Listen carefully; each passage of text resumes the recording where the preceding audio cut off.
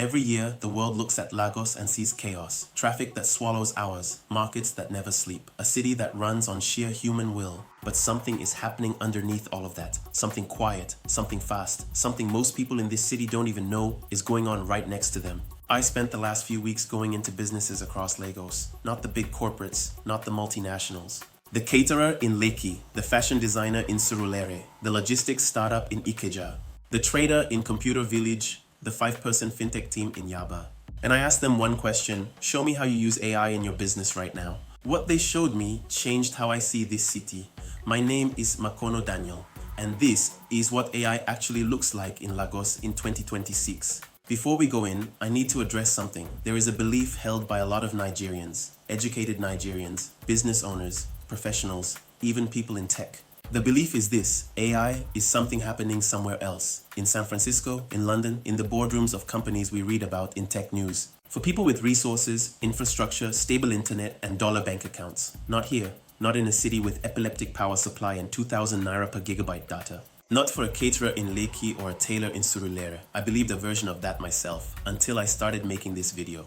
Because here is what the data actually says. Nigeria has over 100 million internet users.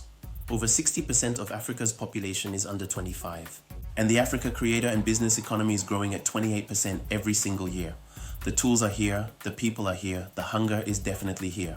And the businesses I'm about to show you, they didn't wait for permission. They didn't wait for perfect infrastructure. They didn't wait for AI to be ready for Africa. They just started. First stop, Lekki.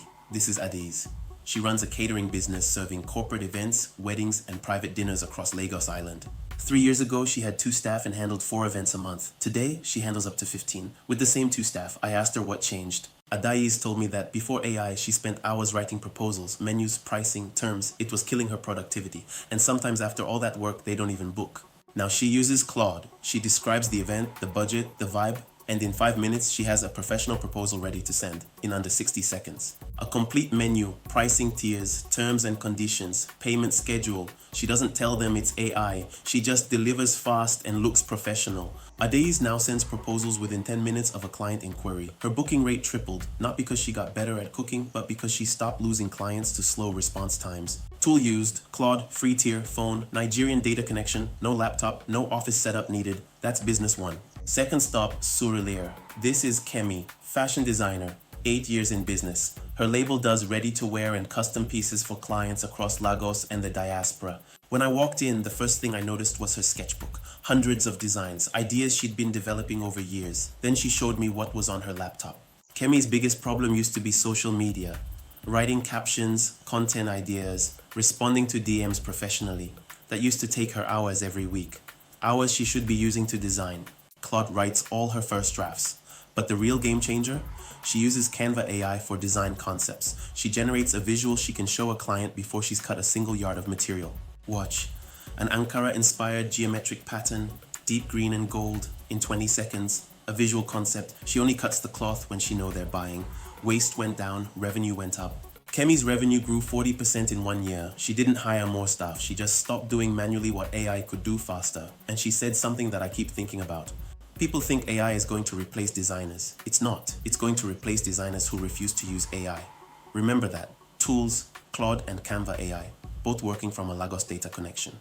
Third stop, Ikeja, and this one genuinely stopped me. If there's one industry where problems feel completely unsolvable by technology, it's last mile logistics in Lagos. Traffic that kills 3 hours, roads that change, customers that can't find their own address, drivers going offline. I met Chidi. He runs a startup with 12 riders, handling 300 deliveries a day.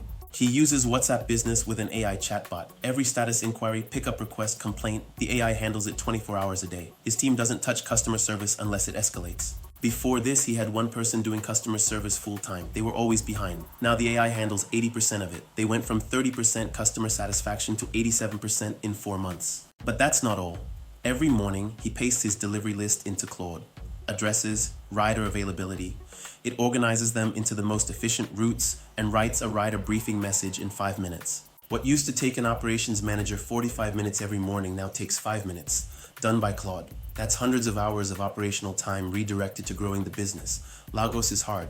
AI fixes that. Fourth stop, Computer Village, Ikeja. I'll be honest, I almost didn't include this. I told myself the informal market sector isn't where AI adoption is happening. I was wrong. Meet Emeka. Emeka sells phones and accessories. He's been here for 6 years. He's not a tech professional, but he uses AI every single day. His biggest problem used to be pricing. Every day the prices change. He pastes everything into ChatGPT. Cost price, competitor's price, dollar rate. It gives him a breakdown. He understands his numbers better than he ever did in his head. Practical answers in plain language. He also uses it to write WhatsApp broadcast messages for new stock. He tells Claude what he has, and it writes a message that makes people want to buy. Written in seconds, professional, persuasive. A trader in computer village Ikeja, using AI for pricing strategy and marketing copy. If you still think AI is only for big companies and tech professionals, I don't know what else to show you. Zero technical knowledge required. Last stop, Yaba, Nigeria's tech hub. I came here expecting sophisticated AI use. What I found was more interesting. A 5-person team competing with companies 50 times their size and winning. Meet Tanda. They're building a savings and micro-lending product for market traders. Their competitors have 200-person teams and massive engineering departments. 5 people in Yaba. They needed AI as a survival tool. Claude is their senior engineer, debugging code review, architecture. Claude handles their marketing content too. Their entire investor deck was co-written with Claude. The lead investor said it was the clearest deck they'd read. Every week, Tunde pastes metrics into Claude. User growth, transaction volume. It's like having a data analyst on call 24 hours a day for free. AI is flipping the old advantage of more people and more money. 5 businesses, different industries, different backgrounds, different parts of this city. One thing in common, they didn't wait. They just opened the tool, described their problem, and started. The gap between a business in Lagos and a business in London or New York, it just got significantly smaller. Not because infrastructure improved, but because the tools are now free and on your phone. Lagos is not behind. Lagos is not waiting. Lagos is building. Documenting how businesses here are using AI to grow and win. Subscribe, share, and comment below. I'm documenting every step of it. See you in episode 2.